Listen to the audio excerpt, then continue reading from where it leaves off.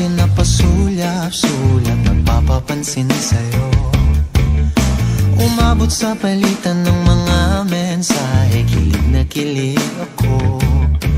Kumusta, kain na, hello, magandang umaga. Ingat ka, pahinga, huwag kang masyadong magpupuyat pa. Naramdaman ng puso na dahan-dahan akong nahuhulog sa'yo.